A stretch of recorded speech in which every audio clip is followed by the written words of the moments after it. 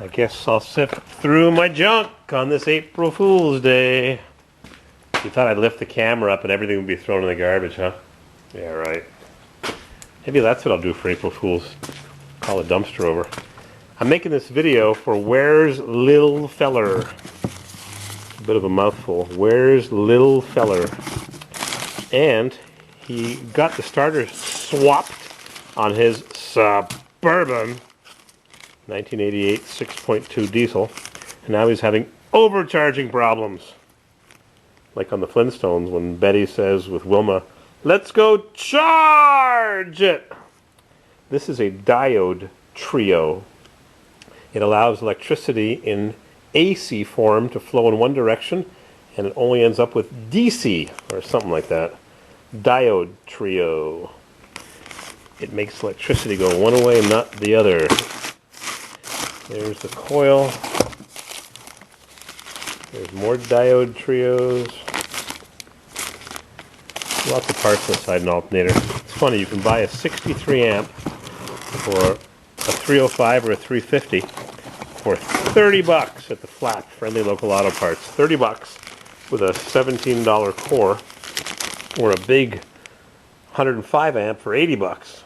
Triple the price, and basically it's the same thing to rebuild them, and most of the parts inside are the same except the rotor, which has more copper in it. Anyways, here's the brushes.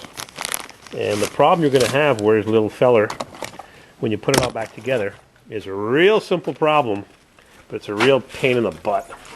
You need small hands like the kids in China that are building iPhones at Foxconn with 100,000 employees. What you'll need is one of these little pipes right here for a WD-40. Don't use anything metal. Use something plastic or wood, and I'll tell you why in a second.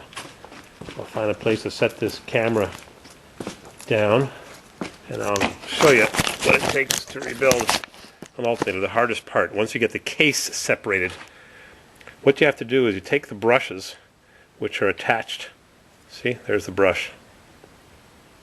It's just a piece of carbon with a piece of wire attached to a holder.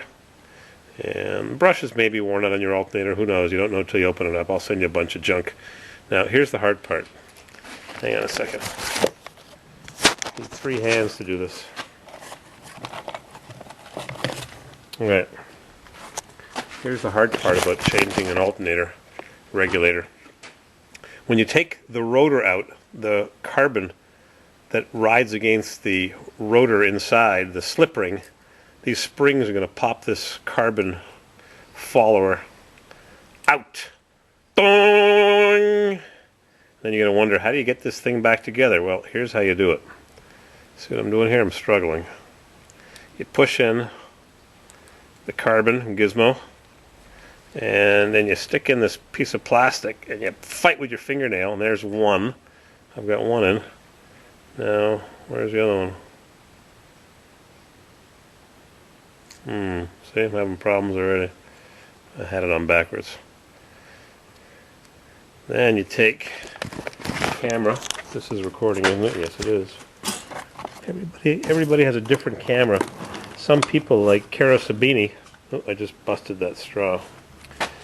His camera focuses real sharp up close. I don't know if he had it on macro mode. He was modifying the throttle on his throttle body.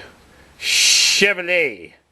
Take the other brush, carbon, you push it against the spring, and when you're pushing it into the holder, you sort of push it with a straw, or you can use a little slab of wood like a toothpick, and there it is. So this is a really abbreviated version of how you rebuild this, but I bet you there's a million videos on YouTube. But put that there for a second. Let's see if I have a dismantled alternator, and I've got to go eat dinner. I got a lot of alternators here, a lot of junk. Oh, here we go. Here we go. A high amp alternator has more copper inside, more spinning copper.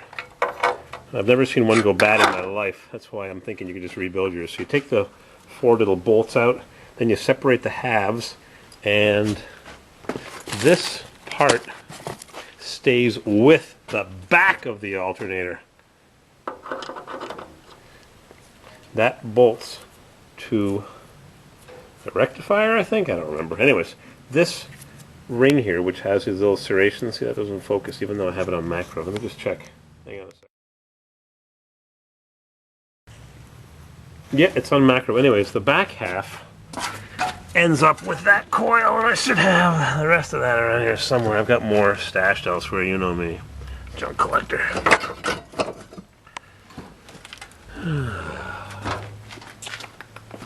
I want to show you what it looks like. I'm not crawling around. I gotta go eat and go visit my mom. She's all right. I didn't tell you what was going on until I knew she was better. It was kind of worrisome at the beginning a couple of weeks ago when we were in Florida. She was suffering until they figured out what was wrong, but she's all right. Anyways, I don't have one handy, but when you take those 4 little bolts out that separate the case halves, pry on it with a nice screwdriver that you want to bust, and this half comes off with the back of the alternator. It stays engaged with the back of the alternator. So you put the screwdriver between the case there and here, and you wedge it all the way around little by little by little, and eventually the back of the alternator will come off with this attached to the back. And there's a lot of little parts inside there, which is why I'm telling you. I don't know if you want to be tinkering with your mode of transportation. Anyways, when you pull the alternator apart, this thing lays in there like that. When you pull it apart, let's see, this thing is inside the alternator, just like that. When you pull the halves apart, those springs are going to pop those 2 carbon trackers. They ride right there. That's how you make your power. Now you might want to take a piece of fine sandpaper and sand these babies down. I once had a no-charge situation on the Blazer after it sat all summer, and all I did was polish those with some sandpaper, and they should be nice and shiny. There's a bearing inside there, but you don't want to deal with that because you need an impact gun to get that pulley off. Don't play with that. That bearing almost never goes bad unless you over tighten your alternator belt. You might want to buy a new belt too at the same time. And a $10 belt's better than a $5 belt. You can buy a Napa green belt. And I always put my belts with the writing pointing that way. So when you're looking at the engine like this, you can see the writing on the alternator belt, not backwards. Personal preference. Nitpicking, anal, call it what you want. My truck. Anyhow, so these gizmos ride when they're in the alternator on that. Now the brushes could wear out, but the reason you put this little plastic straw in is so that when you put the alternator halves together, after that's assembled and this is riding on this, when the halves are reassembled, you just pull this straw out and the brushes spring against the slip rings. And I can show you where the hole is. Oh, that's an external regulator alternator. 1970 or so. GM switched those over the years.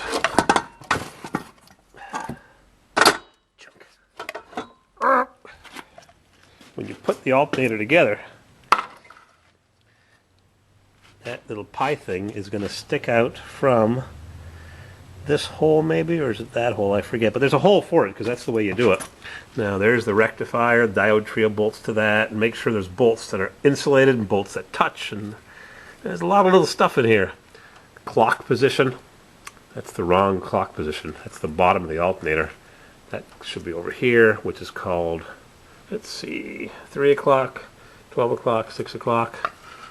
There's even a way to test the alternator to bypass the regulator by sticking a screwdriver into regulators right there. See those 3 bolts? Those 3 bolts hold the regulator in place. So the regulator is attached over here, 3 bolts, and if you stick a screwdriver into there, that half round hole, you can bypass the regulator by grounding the regulator tab right here to the case. But that's getting a little bit ahead of ourselves because that hole has to be clean and shiny. If it's not, you won't get a proper ground. And it's kind of tricky. It's easy to stick the screwdriver in too far because there's the regulator. Whoop! Whee! Parts are flying. Just scrap that one. The regulator's installed just like that on the inside. See the 3 screw holes? 1, 2, 3. See the little tab? That tab lines up with that half round hole, and by sticking a screwdriver into the alternator and grounding this to the case, the regulator is bypassed, and if it starts to charge, it means you have a bad regulator. In the case of Where's Little Feller, his regulator is not stopping the charge, he's overcharging. Anyhow, I said that I'd send him a regulator, and another brush holder. front bearing, under the fan, starter drive. I'll get to that in a second. I've had these parts for 20 years. There's the rear bearing, getting all full of junk, sitting here for 20 years. Another regulator.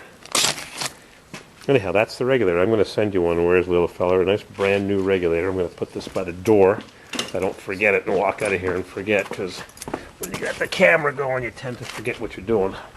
Focus on the camera. Oh, I know what I'll do for April Fools. I'll send him a worn out ball joint from my Suburban. There it is. There's a regulator. Go put that inside your alternator. Anyhow, so put these parts back, and I'll show you a little quick thing on the starter drive. I'll even send you one of these plastic things,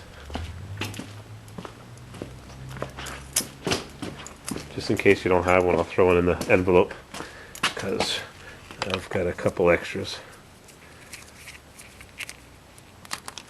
There, save them. Trouble is, I save everything and end up with a junkyard. Jack stands. You got these jack stands? You need at least these for the Suburban, and put wood underneath there and wood on top of the frame, because the frame is hollow. When it goes back the long way, you don't want to squish the frame.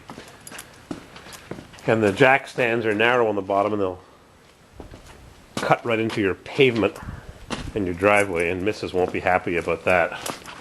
So get a piece of plywood, 3/4 inch, the thick stuff, or 2 pieces. Alright. So polish this, clean that surface, put a drop of oil inside the bearing or some light grease, the straw, check your brushes. Starter drive.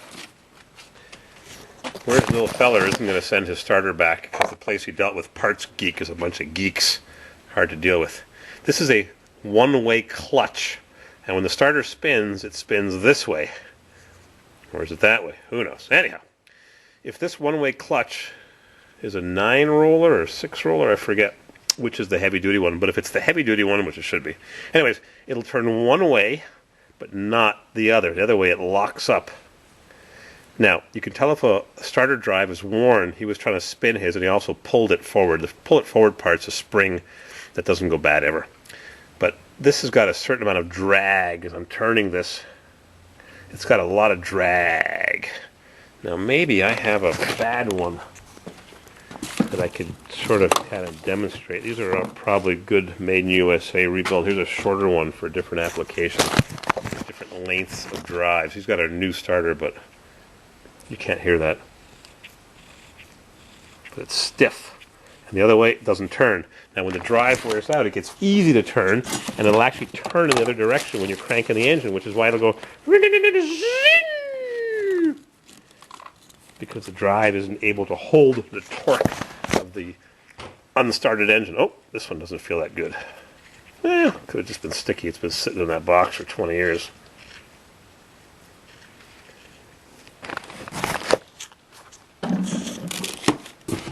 Let's see.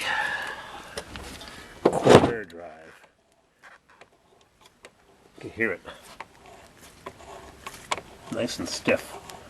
And stiff is relative, of course. That's what you said to the sailor. Oh, can't get to that one. Buried inside. Brushes in the starter. Rusty. I've got more drives. I got more junk. I got so much crap. Starter solenoids. Busted solenoids. Again, rebuildable. You can take that apart, turn pieces around to move the worn part away from the contact area. Busted U-joints.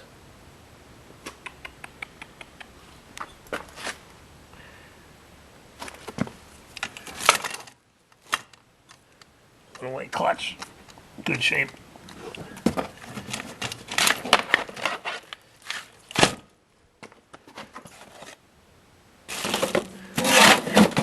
There's the alternator from my bucket truck. It's a big alternator, 100 amp.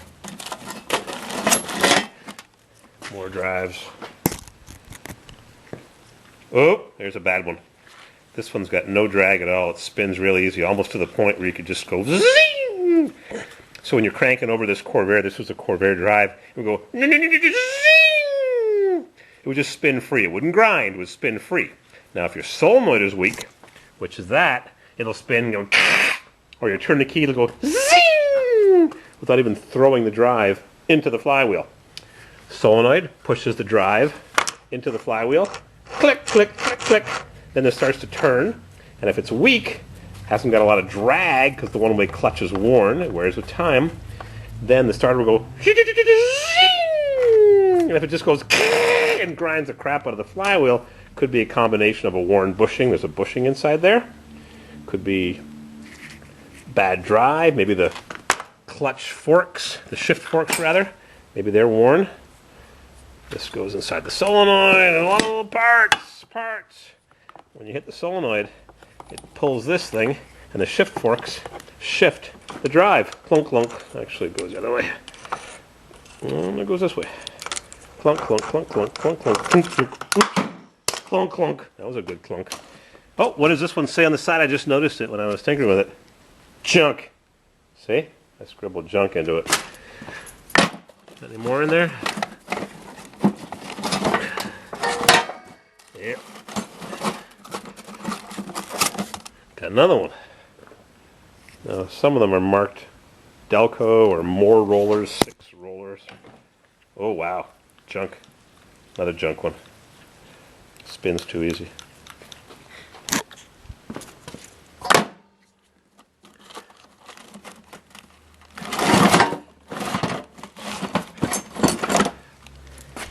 Here's the drive on the armature. That should be polished up for a nice contact with the brushes. How's this one? Medium. Again, the Corvair is a much easier to turn motor with 6 cylinders on low compression than a diesel with 8 cylinders on high compression. Oh! Oop! Parts are flying. Here's an alternator for a Corvair, which is similar, but doesn't have the regulator. Oh yeah, things are flying around here. I'll never clean the place up, I admit it. There's the brushes. A little bit different. There's the brushes. See, you got to push them back in with the spring in place. It's tricky. And the pipette goes through that slot and then sticks out the back, right through that hole, right there, below the bushing, bearing. No, don't have an alternator opened up to show you, but we'll pretend. We'll pretend.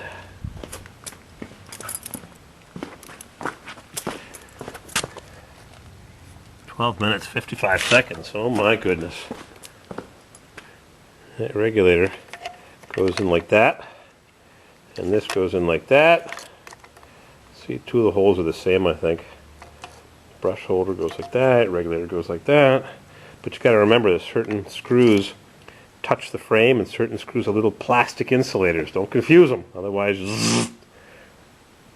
So when you put this thing back together, that little red thing goes through the hole, then you just pull it out from the other side, and it didn't fit through this hole. New ones have a bigger hole. See, right there. Anyhow, that's the very confusing explanation from Corvair Wild on how to rebuild an alternator, which is why I'm telling you, I'll get you a spare if I can. I like to keep all my junk here, but I was talking with a buddy of mine whose junkyard is scrapping a very similar Suburban to mine in Illinois, Chicago, I guess. And maybe he has a core that he'll mail you. You can tinker or go to the junkyard and just tell me you want to buy a core alternator. Because junkyards have tons and tons of alternators. They never sell them all. And when you can buy a brand new 63 amp for $30 with a $15 core, it's kind of sort of the same thing as the 100 amp that your truck calls for. I don't have any spares. But that's what I would do. These all came from a junkyard. 85S10 2.8. And you can't tell how many amps they are. The case is stamped right there underneath the bolt. The pivot bolt, but when these are rebuilt, who knows what crap they put in. says it right there. This is an old one. This one says 37 amps. Typical GM from the 60s. 32 amps. And I told you something else. Where's little feller? I went to Pennsylvania to buy a Acura from Mrs. CW for parts. And it was too good to part out when I got there. So, gotta climb up here. I'm gonna bust my nose on this. There's a fan clutch I bought on eBay. Garbage. The guy said it was brand new. It was low mileage, it wasn't brand new. I called up the company, they said, I have no idea what you're talking about. The woman said, yeah, the guy must have worked here and he used our box. We never sold any parts on eBay. So I paid $30 for a new fan. It turned out to be a used fan. It wasn't a 6.2 fan, and it's garbage. It's a problem on eBay sometimes. Anyways, I went to Pennsylvania, and my Mr. Blue Suburban alternator died, so I was stuck. So I went into the Flap, Friendly Local Auto Parts, and I bought an alternator for $100. And here it is. I took it off when I got home, fixed the old one. It needed whatever it needed, a regulator or a diode tree, I don't recall. And this is a basically less than 1,000-mile alternator.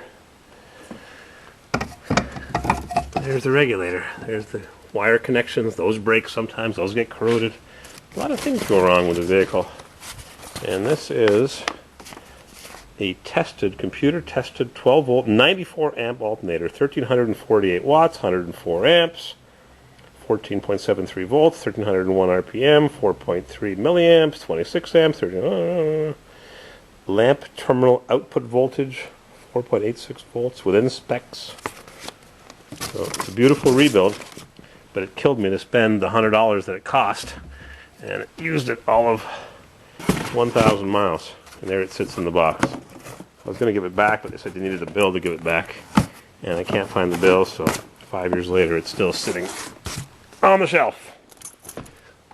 Crazy, huh? Oop. Foot placed strategically. Alternator back up on shelf. Alright, that's enough. I'm going to leave this box here. Alternator parts. Lots of goodies. Thanks for looking. And no April Fools.